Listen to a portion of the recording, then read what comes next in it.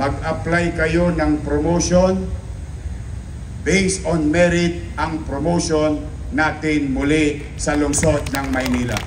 May kasamang good news sa lahat ng mga empleyado dito sa Manila City Hall dahil ang promotion ay based na sa merit, hindi na sa pangmalakasan. Ayan, so tingnan natin ang mensahe ni Yorme ngayon. Napakaganda nito para sa mga lahat ng empleyado dito.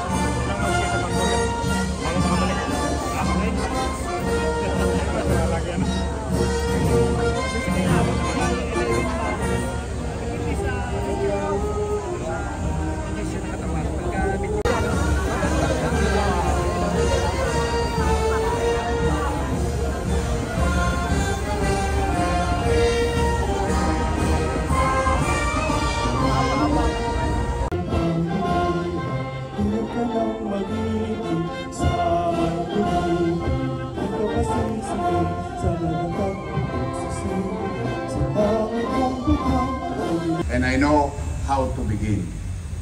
And I hope samahan ninyo ako muling magsimula na maibigay natin sa ating mga kababayan dito sa lungsod ang malinis, maliwalas at panatag na pamumuhay. Wala ko ibang hiling sa inyo, kundi galingan nyo lang. O now, in return, and let this be put it on record, binabalik ko yung dating polisiya ko na sinimulan ko na dati. Kaya lamang ang malapit sa kusina sa mga nagdaang panahon.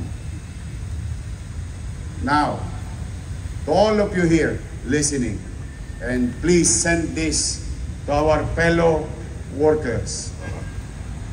Mag-apply kayo ng promotion. Based on merit ang promotion natin muli sa lungsod ng Maynila.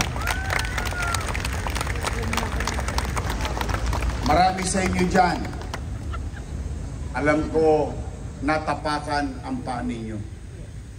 Minsan nga nagugulat kayo, bigla na lang pumasok sa opisina, yung bagong appointment mas mataas pa kaysa sa iyo. Tama. Opo, alam naman natin yan. Sabi ko nga sa inyo, in problem solving, you accept the problem, then we introduce solution. Nung araw, saksi ang Diyos, 98% ng na-promote na permanent, hindi ko kilala, hindi ko nakita.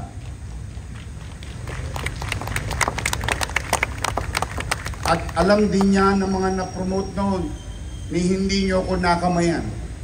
What is the basis of that promotion or giving permanency sa kanyang kinalalagyan?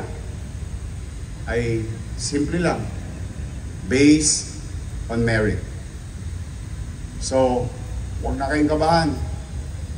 Kung hindi kayo malapit sa akin, hindi kayo mapopromote, hindi, mag-apply kayo ng promotion ninyo at based on merit and time of service sa atin dito sa lungsod.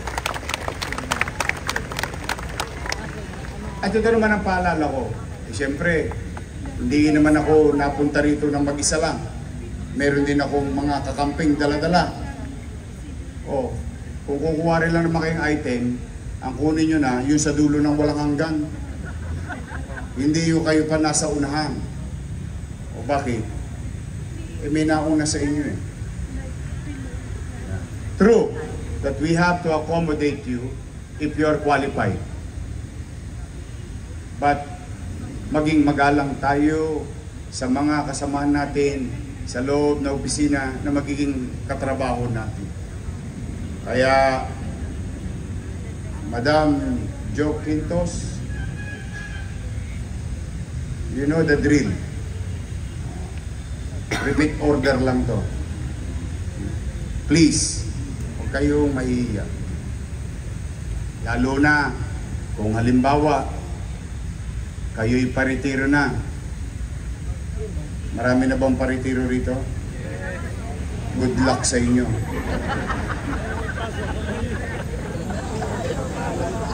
Kailangan kong bayaran ulit yung 200 million na utang ng GSIS. Kawawa naman ang mga magre-retiro. But na-resolve ako naman na yan dati. O halimbawa kayo magre-retiro. Meron kayong anak na qualify sa gobyerno. We will make priority of your family.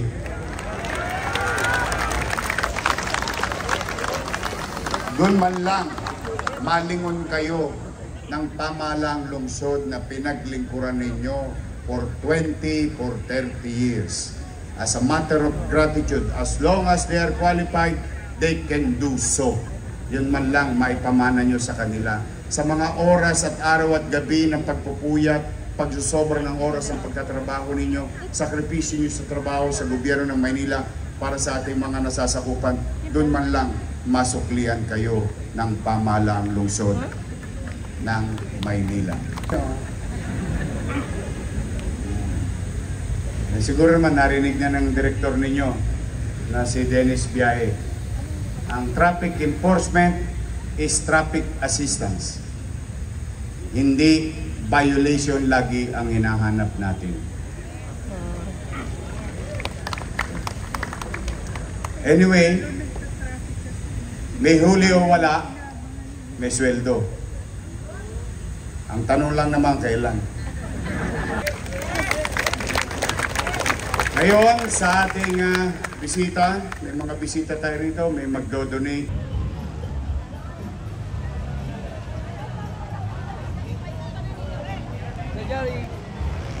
Ayun kabayan, no?